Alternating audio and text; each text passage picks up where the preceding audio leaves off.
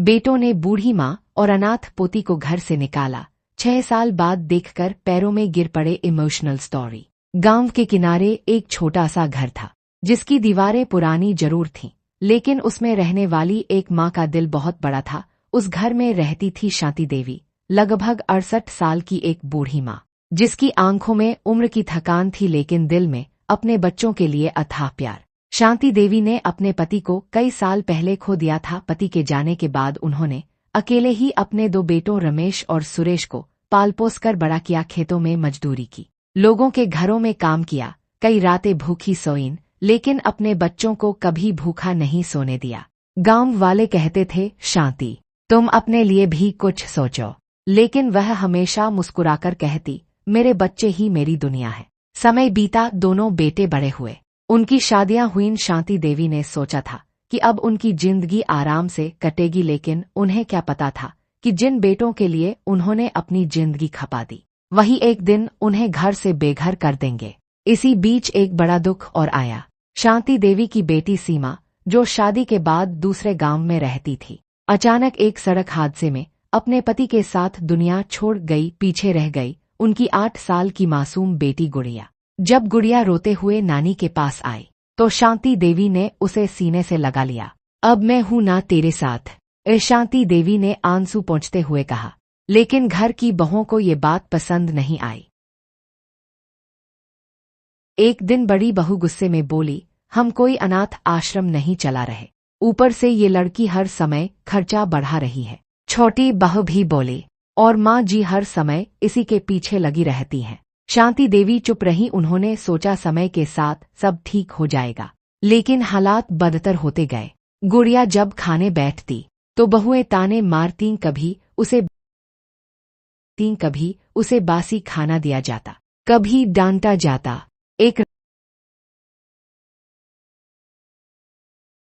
एक रात तेज बारिश हो रही थी, आसमान में बिजली चमक रही थी। तभी घर के अंदर जोर जोर से आवाजें आने लगी।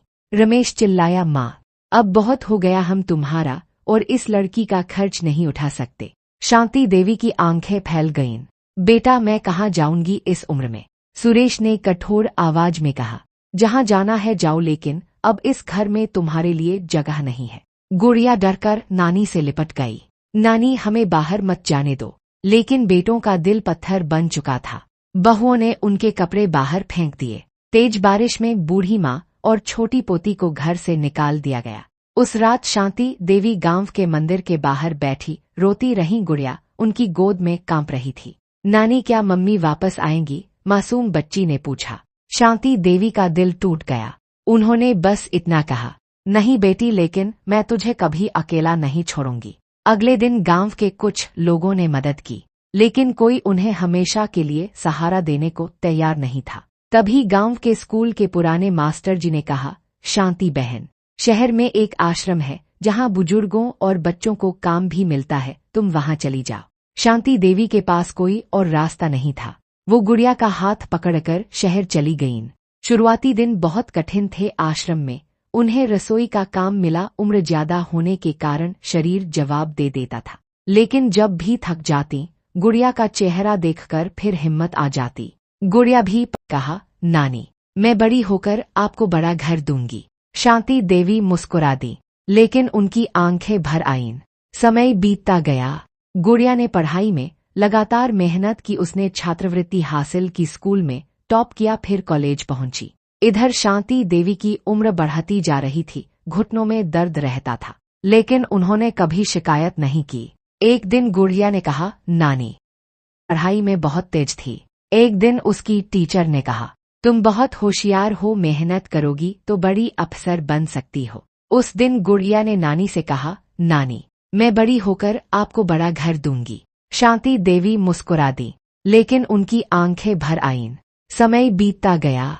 गुड़िया ने पढ़ाई में लगातार मेहनत की। उसने छात्रवृत्ति हासिल की, स्कूल में टॉप किया, फिर कॉलेज पहुंची। इधर शांति देवी की उम्र बढ़ती जा रही थी। घुटनों में दर्द रहता था, लेकिन उन्होंने कभी शिकायत नहीं की। एक दिन गुड़िया ने कहा, नानी अब आप काम नहीं करेंगी, लेकिन घर कैसे चलेगा? शांति देवी ने पूछा। गुड़िया मुस्कुराई, अब आपकी पोती कमाएगी। गुड़िया ने मेहनत कर एक बड़ी कंपनी में नौकरी पाली। कुछ सालों बाद वही छोटी सी डरी हुई बच्ची अब एक आत्मविश्वास से भरी युवा लड़की बन चुकी थी। उसने सबसे पहले क्या किया? शांति देवी के लिए शहर में एक सुंदर घर खरीदा। जिस दिन शांति देवी नए घर में आईं, उनकी आंखों से आंसू रुक नहीं रहे थे। बेटी, मैंने कभी सपने में भी नहीं सोचा था।